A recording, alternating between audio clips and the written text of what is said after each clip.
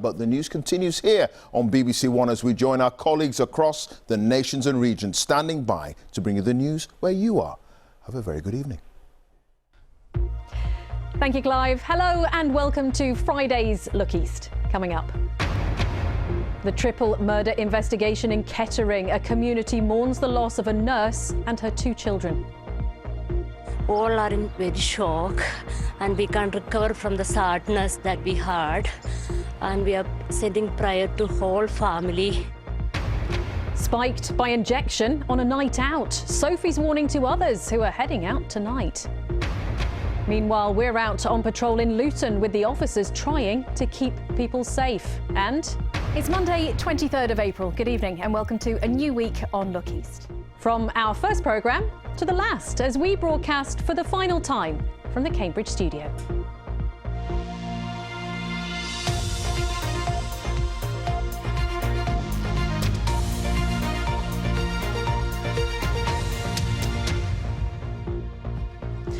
Well, we start tonight with the mother and 2 young children killed in Kettering yesterday.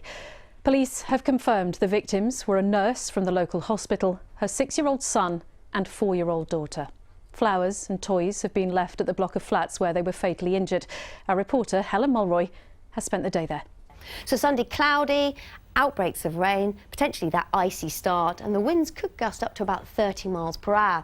And then on Monday, the winds could be even stronger. Again, cloudy with outbreaks of rain, and look at that jump in temperature. Well, highs of 12 to 14 degrees Celsius on Monday. What a contrast with this week. And then very unsettled from Tuesday. And actually, still quite a lot of doubt when it comes to the forecast on the run up to the Christmas weekend. But we'll keep you posted on that one. And can I just say, these sunny spells are especially for my colleagues in Cambridge. It has been a joy to be part of your team. Well, I think the reason that Jules sent us some of that beautiful sunshine was because this is the last time that your Look East programme will be brought to you from the studio and the team based here in Cambridge. From Monday, it'll be our colleagues in Norwich who bring you the nightly news. We're being merged into a wider region so that the BBC can devote more funds to online journalism. Now, of course, you will see some of the team again, but not all of us. And there is a big group of people who you never get to see. So I thought tonight I would introduce you to some of them because it's kind of now or never. This is Nick. You'll often find him wielding one of these big cameras here in the studio with me. And if we go through the main studio doors out into the gallery, see the on-air sign up there. Well, this is where the director, the graphics, the autocue operators all are on a nightly basis, as well as Miriam, who keeps us all on time. Now, Miriam is always covered in clocks, and down at the end we have the producer. It's Mike who's got the honour of bringing you our final programme tonight. Now, it is sometimes smooth, sometimes quite stressful, and it's these people in here who are often firefighting those problems when things go wrong, and we're trying not to let it show. We have been broadcasting from this building for 13 years, but tonight the signal will be switched off for the last time.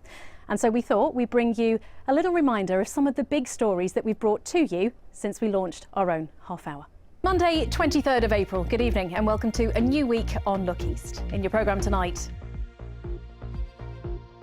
will you answer any questions about your role in the loan to the football club, Mr. McIntosh? Ricky Neve's killer is still at large. Do you know what it's like to be looked at and laughed at every single day? Because I do, and I'm absolutely sick to death of it. From this evening, I must give the British people a very simple instruction. You must stay at home. Stay home, stay home, stay home, stay home. let's take a look at the results for you then. Here it is, the map of the region going into this election. The lowest inflation rate a couple of days ago in a generation. The incompetence of the local Conservative administration. And the opportunity is huge. How long will it be until we see that? If I was standing here about 6 months ago, then I'd be up to my waist in water. But as you can see, water levels really have dropped. We understand people want to enjoy the weather, but it's just about being sensible. Hooray! Hooray! It's been a bowling alley, it's been a warehouse, but now it is home to the first eco-mosque built anywhere in Europe.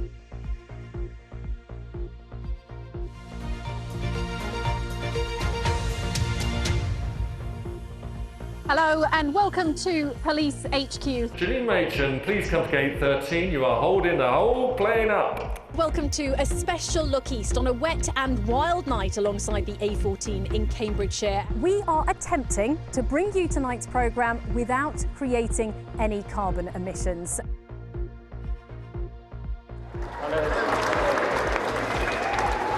Hi everyone. I took a walk down with my dad and my family just to have a look at it, and it was lovely actually. There were so many people there. The horse racing industry is worth 4 billion. 242 of that is generated here in Newmarket.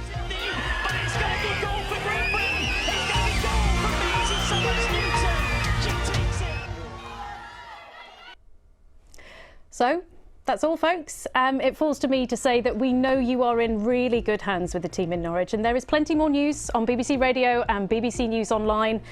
But on behalf of each and every one of us here in the West, we want to say thank you for giving us your time, your trust, for sharing your stories with us. And you can see how much it means and all of the messages you've been sending. It has been an absolute privilege to serve Cambridgeshire and Northamptonshire in the 3 counties. So, for one last time from all of us here, thank you for your company. Have a great Christmas. Good night.